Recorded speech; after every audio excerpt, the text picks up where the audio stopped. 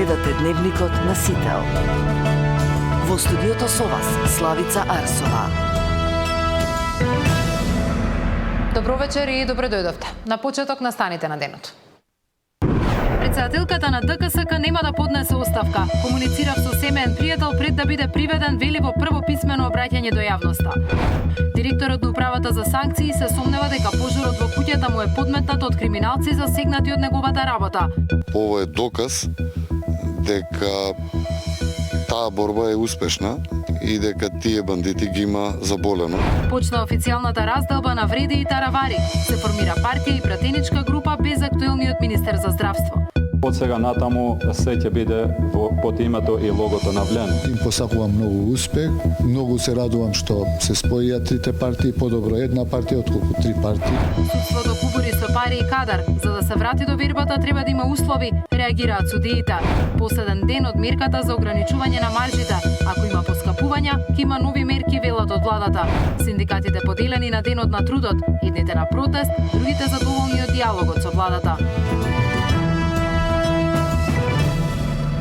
Кој со каков мотив би запалил семејна куќа, имали конкретни сомневања насочени кон конкретни лица, дали е се тоа поврзано со активностите во затворскиот систем во земјава, имали лек за корупцијата во затворите. Во тема на денот ќе разговараме со директорот на управата за извршување санкции Александар Пандов. Останете со нас, почнуваме со Дневника.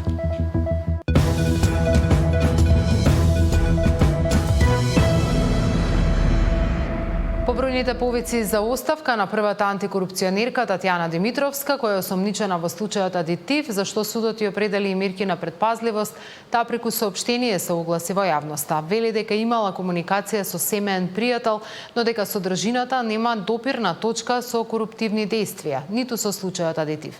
Детали од Даниел Василев. Неизбор за оставка од председателката на антикорупцијска. По цела недела МОЛК Татјана Димитровска во писмено соопштение потврди дека комуницирала со поранешниот директор на ТЕЦ Неготино Небојша Стојановиќ, за кого вели дека е семеен пријател. Но Димитровска тврди дека тој дури по комуникацијата добил притвор и статус на осомничен во случајот Адитив. Димитровска тврди, кредибилитетот и интегритетот на Државната комисија за спречување на корупција во никој случај не смее да биде оспорен. Од соопштението од основното јавно обвинителство за гонење на организиран криминал и корупција се согледува дека нашата комуникација траела до декември 2024 или пред да му е изречена мерка притвор. По оваа мерка кон него јас престанувам со комуникација. Содржината на комуникацијата се однесува на разговори без никаква поврзаност со случајот Адитив.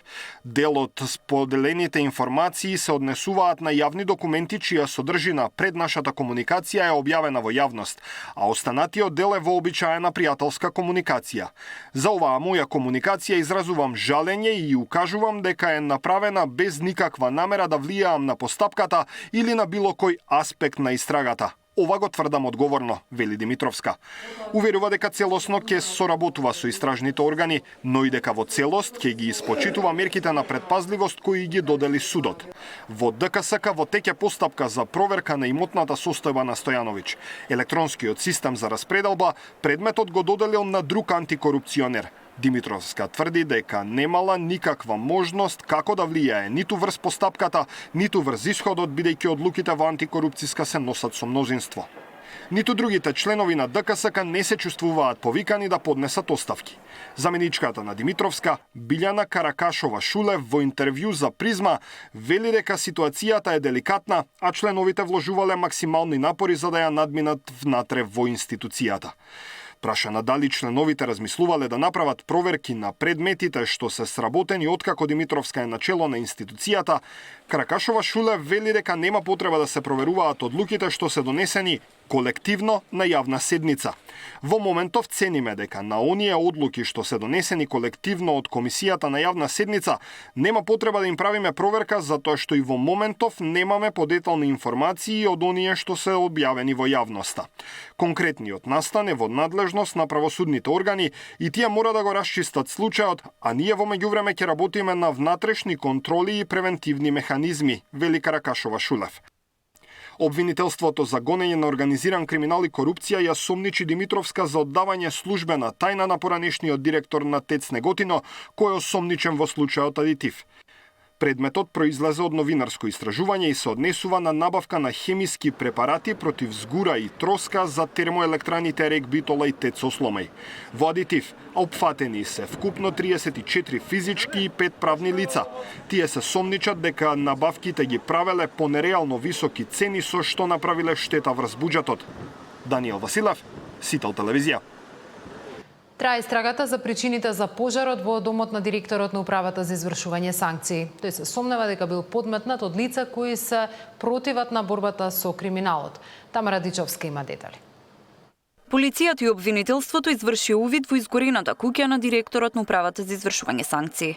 Истрагата треба да утврди дали пожарот во викендицата на Пандово Зелениково е подметнат. На 29 април во 18 часот и 45 минути во СВР Скопје АП пријавил дека во село Орешан и Скопско било опожарена неговата викенд куќа. Повредени лица нема. Извршен бил увид од јавен обвинител и увид на екипа од СВР Скопје и се презимаат мерки за расчистување на случајот, соопшти од МВР. Пандов се сомнева дека криминалните банди, кои ги притиснал во затворите, му ја запалиле куќата.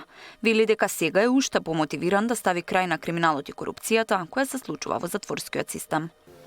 Ова е доказ дека таа борба е успешна и дека тие бандити ги има заболено.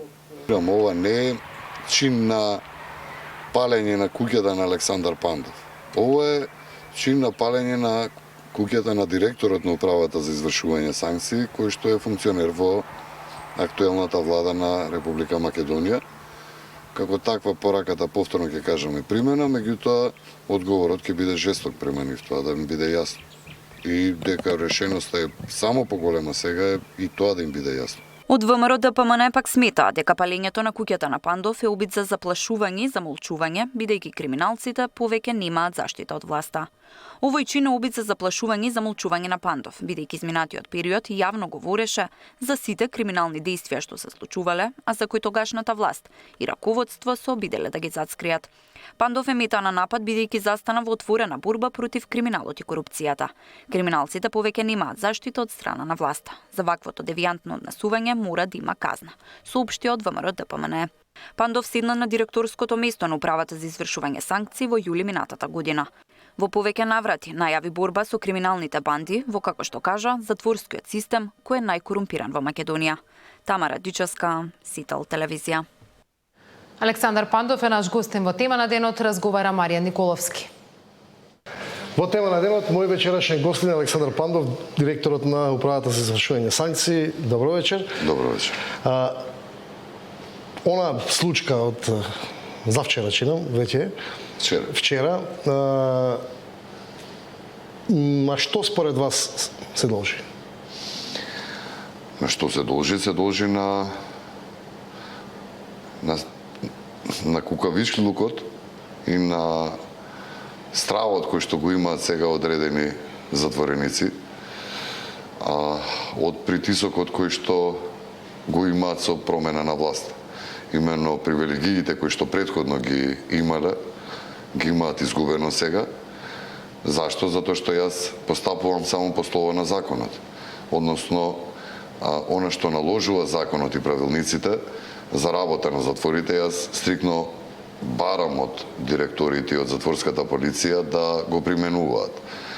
Секој еден затвореник кој што го почитува словото на законот, секој еден затвореник кој што го почитува купниот ред, знае дека во мене има пријател.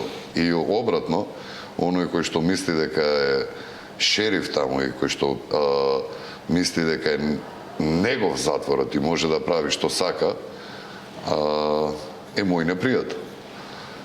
Во овие 9 месеци функционирање, веројатно сум стекнал одредени, неверојатно, него сигурно сум стекнал одредени непријатели кои што преку овој начин пораката која што е пратена е да ме заплашат мене, а да ја заплашат и на крајот од денот и владата. Вие немате дилема дека тоа е резултат на вашата работа, така? Не, немам никаква двојба, затоа што јас и од претходно имав, сега тоа се муабети, јас не сум имал стрикни докази, меѓутоа дека имало такви разговори, тоа конкретно околу палење, околу други и потешки кривични дела. Имате некакви закани овој период? Не директни, ама Предупредувачки? Да, преку сознанија од затвореници, од вработени во затворите, дека одредени затвореници разговараат како мене да ми наштетат. Види, да бидеме на чисто, јас имам 50 и нешто години. На еден човек јас во животот лошо му немам направено, нити должен сум на некого. Ова не е атак на Александар Пандов. Ова е атак на директорот на Управата за извршување санкции. При тоа да напоменам дека јас сум како таков назначен од владата на Република Македонија и ова е доказ дека владата предводена од Христијан Мицкоски, онаа борба која што ја има започнато против корупцијата и криминалот, ги има заболено бандитине кои што се во затворите и надвор од затворите, затоа што ова не е затвореник. Имате некој на кој конкретно се сомневате, да речеме? Имам одредени групи, одредени поединци поврзани со кој тип на криминал, да речеме? Со тоа што и вчера и денес имаше повеќе екипи од МВР, од обвинителство, од форензика, од се што треба да дојдат да направат увид. Јас нема да си дозволам сега да моите предпоставки јавно да ги споделувам, меѓутоа имам основано сомневање и на тие треба да им биде јасно дека се задолжиле многу кај мене и дека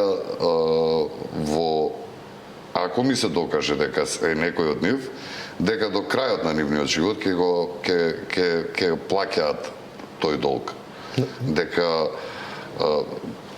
повторно ќе речам, нити ме уплашиле, нити педа мислам да се повлечам од ова. Нити јас, нити председателот на влада Мицкоски. Меѓутоа, дека жестоко ќе биде одговорено на ова и на тие бандити и криминалци кои што го имаат направено ова и кои што мислат дека вака може да се однесуваат во Македонија, тоа така ќе биде. И дека само сум уште повеќе решен и уште поспремен да она што го правам до сега, да го правам и понатак. Тоа го поврзувате со оние ваши, барем оние јавни акции кои беа за сузбивање на дрога во затворите, телефони или нешто поголемо? Не е само тоа, Маријан, има сега јас не можам во детали не барам детали, така е. Меѓутоа само да се обидам да луцирам дали е криминал подземје, дали има политика некаква или е нешто измеѓу. Политика. Јас сум сепак политичар на крајот. Зборам мотивот нивни, да. Кај нив е вие како затвореник може да го поминувате затворскиот период на еден или на друг начин. Ако вие го корумпирате системот, вие може да живеете во затворот буквално као и јас начекав таков систем. Да во одредени затвори, одредени затвореници беа шерифи, газди на затворите. Нема затворски полицаец кој што го немаа натепано, затвореник кој што го немаа натепано, рекетирано, лихви. Сега, тој комодитет го немаат тие затвореници. И секој еден кој што јас кога ќе дознам дека направил нешто против затворски полицаец или ги малтретира останатите затвореници, тој има одредени места каде што може да биде преместен и каде што, верувај ми, не е пријатно да бидеш сместен. Најопасните такви затвореници, односно кои што не сватија дека нема да биде како на Али Ахмети како до сега, дека е друга власт која што е стриктно решена да не биде корумпирана и до крај да се бори против таквиот начин на функционирање, не само во затворите и надвор од нив, тие првично се обидуваа со подкуп, доаѓаа разноразни емисари, нудеа пари. На вас лично? Да, за да подоцна... Ако не е тајна колкави суми, например, мислам. Па има од мислам. Со 4-0, да, 4-0 се тоа. И има многу пари се вртат во затворите. И сега, трагедијата на ова, не се само тие виновни. Она што мене уште повеќе ме прави бесен, некој корумпиран затворски полицаец му дал на некој таков затвореник телефон, за да тој може да се јави да го нараша ова што го направи. Тоа сега да ја прашам сега. И тоа ме прави, Тоа сега да прашам, значи не се чувствувате ли малку поразен, упреказната дека они успеале од затвор да организираат палење на вашиот објект? А вие се обидувате да спречите шерифување нивно во затворите. Јас сум во... Испаѓа дека моќна нивна е сепак се уште моќна. Дека се уште имаат моќ. Дека сите нивни... Кој може од затворот да ви го нарачаат тоа? Некој затворски полицаец им дал телефон. И преку тој телефон оние можеле да го нарачаат ова. Дека сите пипци на одредените кланови, на одредени бандити им се исечени, не се. Дека таа борба трае се уште, трае. И дека имаат они се уште моќ, дека имаат капитал. Јас, еве ќе си дозволам, одреден лик кој што сега се наоѓа во македонските затвори, за телефон во одреден затвор низ Македонија, има понудено 20.000 евра за телефон. Значи, вие за да понудите 20.000 евра треба да ги имате тие. Само за телефон да добиете. Сега, некој од вработените на тие искушенија одолеваат, некој не. Некои ги прифаќаат. И таа војна која што ги прифаќаат. Не верувам дека е од страв, меѓутоа таа војна која што е објавена против криминалот и корупцијата трае.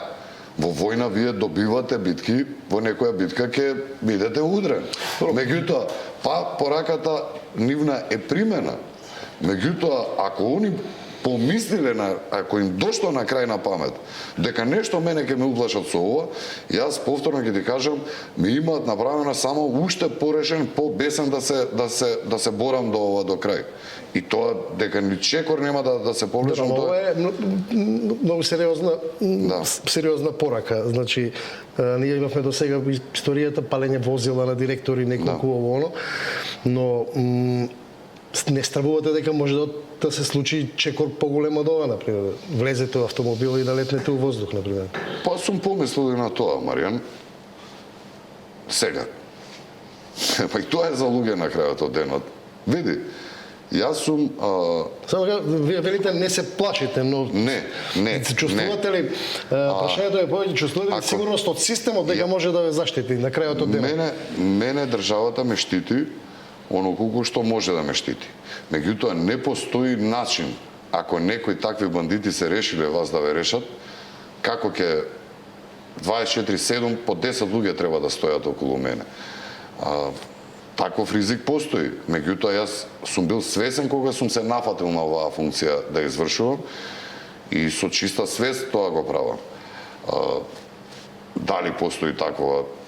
Да, не само што постои можност. Јас повторно ќе ти кажам, тие закани кои што сум ги слушал од одредени такви затвореници не биле насочени само кон палење на мојата куќа во Зелениково. Има и поозбилни закани, меѓутоа тоа е тоа. Па за убиство. За убиство. Добро, вие во таквиќа не живеете подолго време, така претпоставам. Како дознавте за инцидентот? Да, јас не сум таму веќе некои 4 години, меѓутоа претходно некои 6-7 години ја живеев. 365 дена во годината, 24/7 бев таму. И там мене ми е буквално втор дом.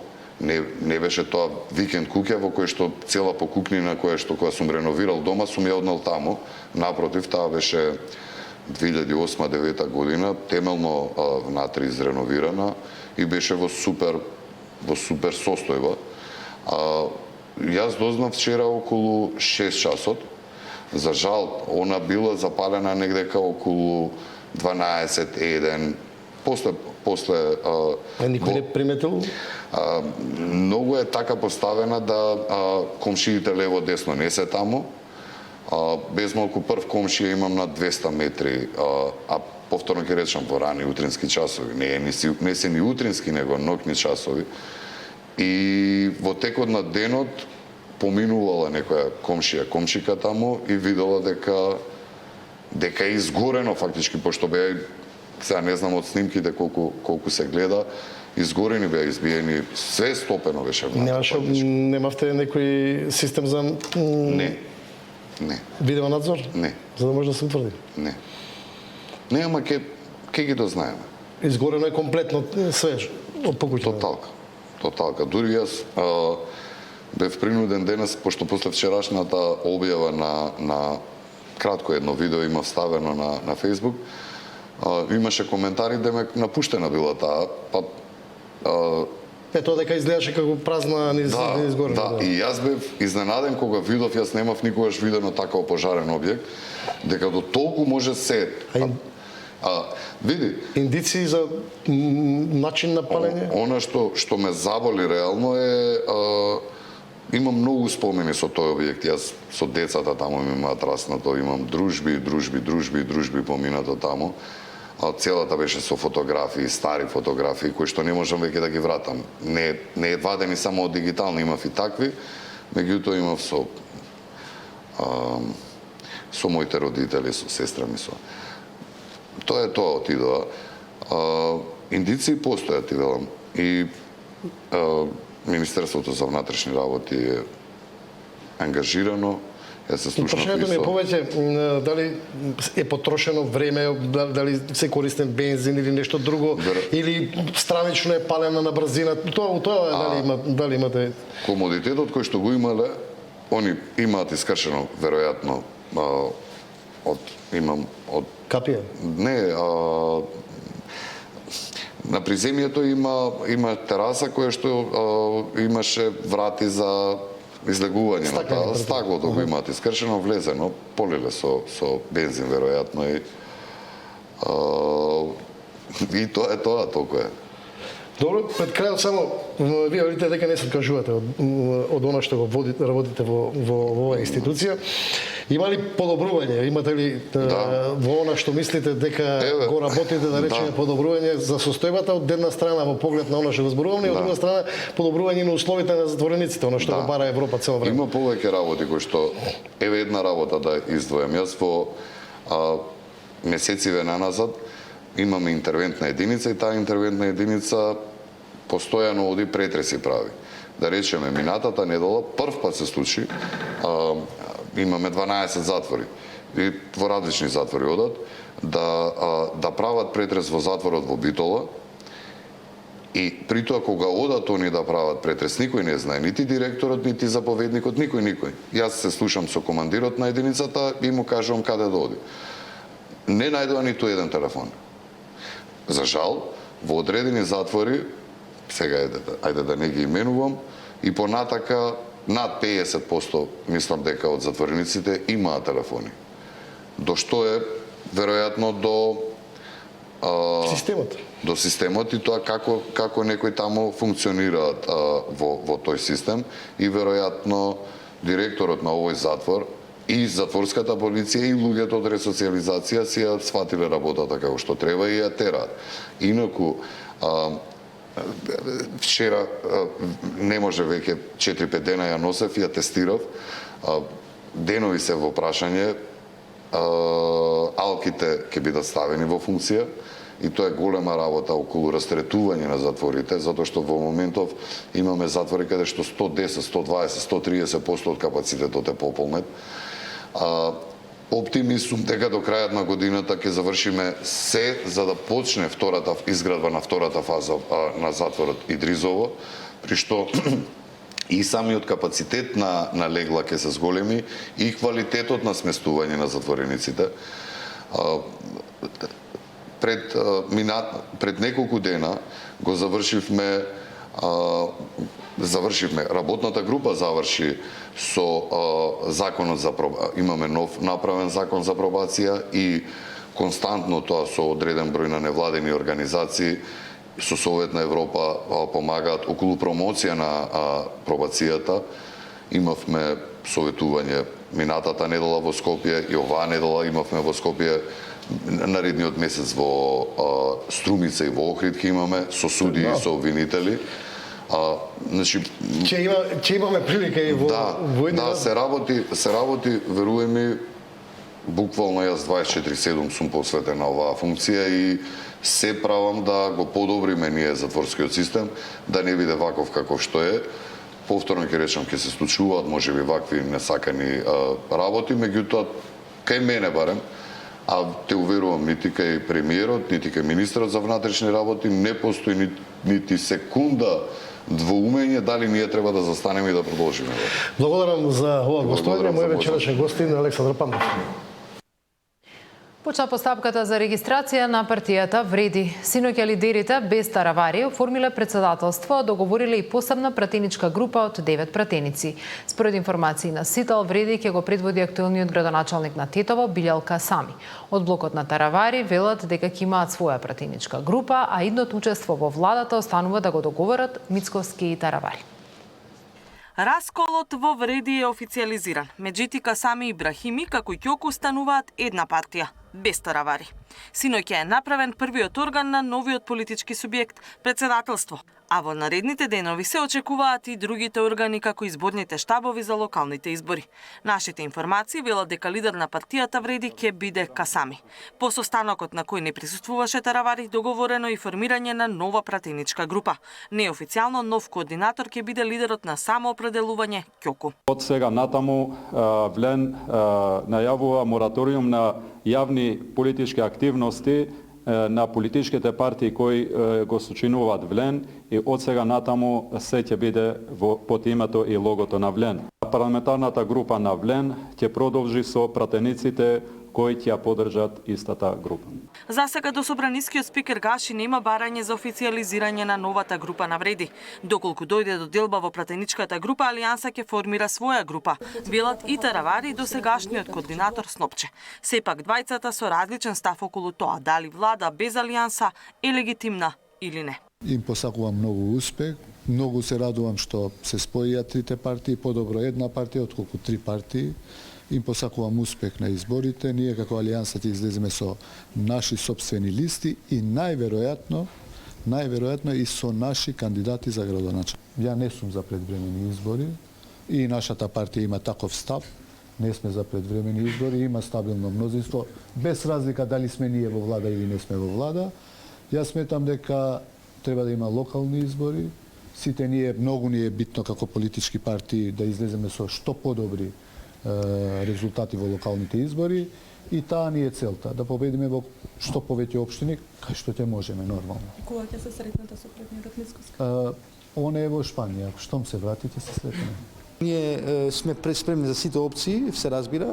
За нас не представува никаков проблем да бидеме во опозиција, се разбира. Меѓутоа се разбира, има една општа констатација дека ако Алијанса за албанците е надвор од владата, тогаш неминовно доаѓа во прашање новите парламентарни избори. Владата без обзир дека ќе има бројки без Алијанса за албанците, меѓутоа таа влада ќе биде нестабилна влада со само 9 албански пратеници. Од владеачкото мнозинство се уште не се загрижени за ваквите прегрупирања. Велат дека владината коалиција е стабилна, дури ако остане без таравари. Ние неколку пати сме кажале дека мнозинството неофицијално брои 2/3, односно над 80 пратеници. Јас ве уверувам дека и покрај таа ситуација, доколку стане актуелна и се случи, владата ќе функционира сосема нормално и подобро од претходно. Ние сме подготвени во секој момент на предвремени избори, но таквите нема да ги има заедно со локалните. Прибирањата во Вреди почнаа пред 1 месец, кога таравари побара од сегашните коалицијски партнери или да добие 6 градоначалнички кандидати и поголем колач од советничките места за локалните избори, или се закани дека ќе настапува самостојно, дури во соработка со ДУИ. Катерина Нешкова, Сител телевизија. Опозицијскиот СДСМ ја почнува постапката за утврдување на кандидатите за советници и градоначалници за предстојните локални избори. Одлуката за старт на оваа постапка, која почна денеска, е донесена на синокишната седница на Централниот одбор на партијата во оваа насока. Централниот одбор на СДСМ го усвоил правилникот и роковникот за постапката, како и начинот и критериумите за утврдување на кандидатите на СДСМ. По однос на локалните избори, Централниот одбор донел одлука со која го овластува партискиот лидер Венко Филипча за разговори со постојните коалициски партнери на Социјалдемократскиот сојуз, како и со потенцијални нови коалициски сојузници за настап на изборите. На синокишната седница на ЦЕО, партијата оценила дека непосредно пред локалните избори институциите под контрола на власта координирано вршат притисок врз градоначалниците од СДСМ. Тоа го сметаме за тенденциозен политички притисок и представува злоупотреба на државните институции во партиски цели од страна на ДПМН. СДСМ со сите механизми кои ги има на располагање ќе го штити интегритетот на нашите градоначалници и ќе ги брани демократските стандарди и принципи, наведуваат од опозицијската партија. Договори со пари и кадар, за да се врати до вербата треба да има услови, реагираат судиите. Последен ден од мерката за ограничување на маржите. Ако има поскапувања, ќе има нови мерки, велат од владата.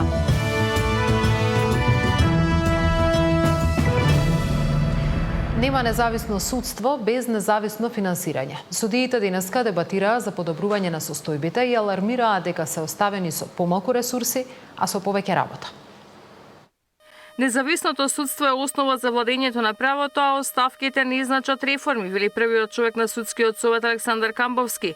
Иако собранието изгласа интерпелација на дел од членовите на судски и анкетите покажа дека граѓаните бараат оставки за враќање на довербата, Камбовски не се согласувал. Вели потребни биле измени на законот за да се случат промени. Според него не може да се зборува за независно действување ако се уште финансирањето на судовите оди преку извршната власт, односно од владата.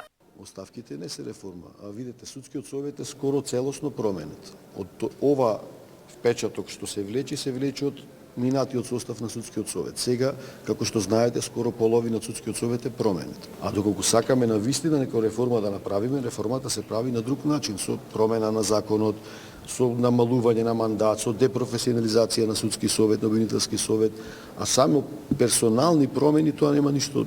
Која ви е гаранцијата дека новите членови кои што ќе дојдат дека ќе бидат подобри? Без доволно кадар и ресурси не може да се очекува ефикасно судство, смета првиот човек на Кривичен. Судиите побараат да бидат вклучени во законските измени за правосудството, за да се смени лошата слика за целиот систем. Но токму несреќата во Кочани, како и сите судски постапки кои се поврзани со предистражните и истражните действија поврзани со самиот настан, но и сите идни судски постапки кои најверојатно ќе следат во иднина, може да бидат поттик за навремено да реагираме во делот на организацијата на судовите, недостигот на судии, а во последно време и недостигот на стручна и судска служба. Потребна е институционална кохабитација на трите власти, заставена на универзалните принципи на владењето на правото и демократските вредности. За жал, по многу спроведени реформи, денес како да сме на самиот почеток. Иста дебата, исти залагање, нова надеж и стари проблеми. Критики за лошата состојба во правосудниот систем стигна и од мисијата на УПСЕ во земјава. Во наредниот период мисијата на УПСЕ најави поддршка на институциите за реформи и институционални подобрувања. Ивана Соколовиќ, Најдова, Сител телевизија. А судскиот совет денеска пополни 3 испразнети места во Врховниот суд. Сепак и таму, како и во повеќето судови во државата, остануваат со недоволен број на судии.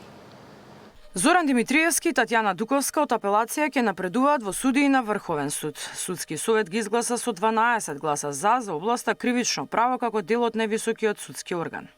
Одлични судии, професионалци со висок интегритет и дигнитет и сметам дека Врховниот суд ќе се збогати со добивање на ваков квалитет на судии во кривична материја во Врховниот суд. Колегата Зоран Димитриевски посветени на пишување на научни трудови, на бодови за јазик и да се јавува таа разлика. Меѓутоа, ако ги видите бодовите повис на квалитетот на работењето, вие се рече си идентични. Дебатата се заостри околу кандидатите за избор на судии во Врховен од граѓанската област. Членовите на Советот предложија да се поништи огласот и да биде распишан нов, но ваквиот предлог не помина. Доверба од членовите за унапредување доби само прворангираниот судија Маја Маркова. За Јетмир Ајдини, Наташа Савовска Димитровски и Рафис Идризи, членовите на судски гласаа против. Доколку се спроведе изборот, истиот нема да биде објективен, поради оние ново настанати околности и присутни во овој момент и не би сакала, лично јас со мојот глас, да овозможам унапредување со искористување на одредени околности во конкретниот случај. Ние Сметаме дека се пречки неправосудните постапки, пречки треба бидат за сите. А да одиме на варијанта за првиот кандидат нема пречки, за останатите тројца има пречки, навистина малку сметам дека не сме позистени. И покрај изборот на тројца нови судии во Врховен, составот на највисокиот суд се уште не е комплетиран. Празни остануваат уште половина од местата предвидени со рамката на систематизација. На оваа седница на судски совет беше избран председател на Основниот суд Кратово Мирослав Ѓоргиевски. На дневен ред беа повеќе точки меѓу кои избор на судии во основните судови широм земјава. Мирјана Давидовска, Сител телевизија. Уставниот суд на денешната седница со мнозинство гласови ја укина одлуката на владата за давање одобрение за основање на приватното средно училиште Медресеа Иса Бегу во скопското село Кондово. Одлуката што ја укина Уставниот суд беше донесена на 26 март 2024 година од тогашната техничка влада предводена од Талат Џафери. Судот, како што соопштија денеска оттаму, оценил дека одлуката е незаконита и неуставна бидејќи владата дала согласност исламската верска заедница да биде основач на средно училиште гимназија. Ова е во спротивност со членот 7 од Законот за средно образование кој забранува верско организирање и дејствување и истакнување на верски символи во средните училишта. Исто така содржината на одлуката не е во согласност со амандманот 7 од Уставот според кој верските заедници можат да основаат само верски училишта во кои се предава веронаука, односно се проповеда и изучува конкретна религија, се вели во соопштението на Уставниот суд. Судот, како што се додава, ги прифатил како основани наводите во иницијативата дека со донесувањето на оспорената одлука владата ја повредила уставната одредба за секуларниот карактер на државата, односно одвоеност на државата од верските прашања. Судија известител во предметот беше судиката Ана Павловска-Данева, која преку писмена изјава ги образложи аргументите поради кои е укината одлуката. Таа вели дека со оваа одлука, донесена со мнозинство гласови, Уставниот суд и овој пат, како и во повеќе наврати претходно, со своите одлуки донесени во различни судиски состави, застанал на браникот на секуларноста на државата. Последен ден од мерката за ограничување на маржите. Ако има поскапувања, ќе има нови мерки, велат од владата. Синдикатите поделени на денот на трудот, едните на протест, другите задоволни од диалогот со владата.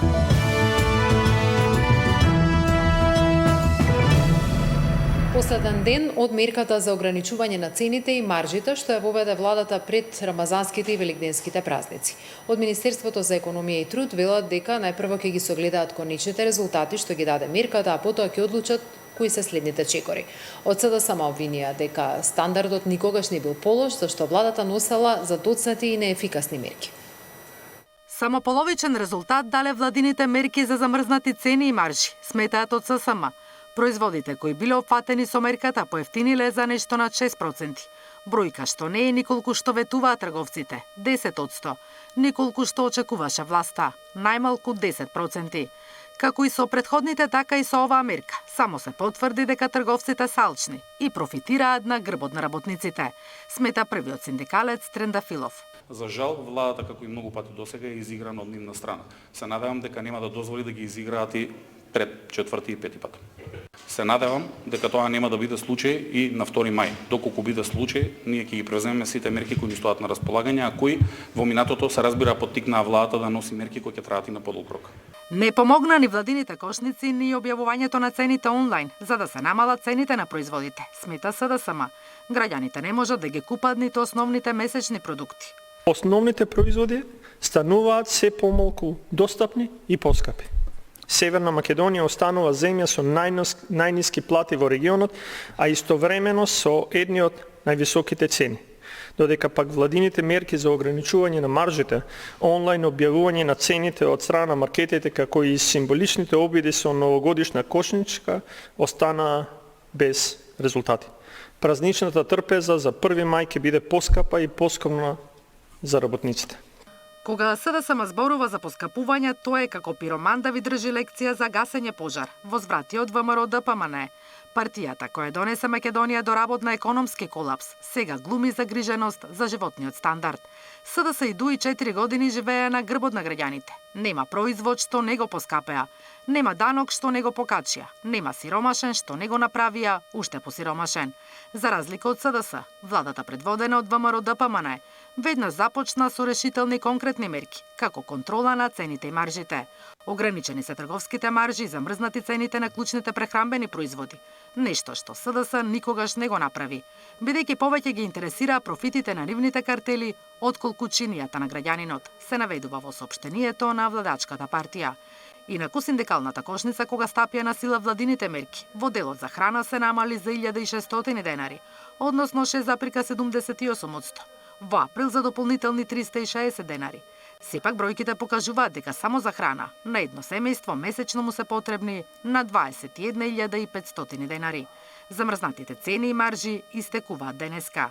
Дали ќе има поскапување од утре? Власта смета дека нема основ, но ако цените повторно се зголемат, ќе следи ново замрзнување на поголем дел производи. Наташа Мерсовска, Сител телевизија. ССМ утре денот на трудот традиционално ќе го одбележи со протест, а со истото барање кој го има и лани 500 евра минимална плата. Од КСС вела дека нема да се приклучат на протестот зашто во државата се води квалитетен социјален диалог. Нашите барања не се од денес, не започнаа вчера и нема да завршат утре. Протестот е начин на 1 мај да изразиме незадоволство од висината на платите кои ги примаат работниците во Македонија, а како што многу пати сме кажале досега, се најниски во регионот, а да не зборуваме и за пошироко. Каде ќе бидете вие утре? Утре ќе бидам дома со семејството. Сакаме низ диалог да ги решаваме проблемите. Всушност секогаш решавањето на проблем на крајот доаѓа на маса низ социјален диалог. Сега велиме дека имаме добар социјален диалог и затоа на ваков начин го одбележуваме 1 мај. Денеска само синдикалци може да направат штета на работниците, како што сум кажал многу пати во минатото, и кога синдикалци поддржуваат владини политики, тоа секогаш е на штета на работниците. Забораваат да го кажат колегите од другите синдикати кои за жал слават 1 мај на 30 април, е тоа што тие прифаќаат далеку пониски износи од тоа што е предвидено денеска и со закон и со колективен договор. ССМ нема да дозволи ниту еден работник од ССМ да пати за зголемување на платите. Индустриското производство во март годинава е зголемено за 5,2% во однос на март минатата година, а во првиот квартал годинава во однос на истиот квартал лани година за 2% објави денеска Државниот завод за статистика. Во март годинава во однос на март лани статистиката регистрира пад на индустриското производство од 1,5% во секторот рударство и вадење камен, а пораст од 4,8% во преработувачката индустрија и 12,9% во секторот снабдување со електрична енергија, газ, пареа и климатизација. Ова информација коментираше и премиерот Мицкоски. На пат од Валенсија кон Скопје добив одлична вест во авион. Раст на индустриското производство за март од 5,2% на годишно ниво. Споредено со март лани и после долго време, раст на индустриското производство на квартално ниво, вели премиерот Христијан Мицкоски во објава на социјалните мрежи. Во вториот квартал од 2024 индустриското производство паѓаше со минус 7%, а индустријата беше во тешка рецесија. Следеа 2 квартали на стабилизација и конечно имаме во првиот квартал од 2025 раст на индустриското производство во исклучително сложени услови за европската економија и автомобилската индустрија. Ова се солидни индикатори и инспирација да продолжиме со дисциплинирани и развојни економски политики. Горда Македонија е богата Македонија, напиша премиерот.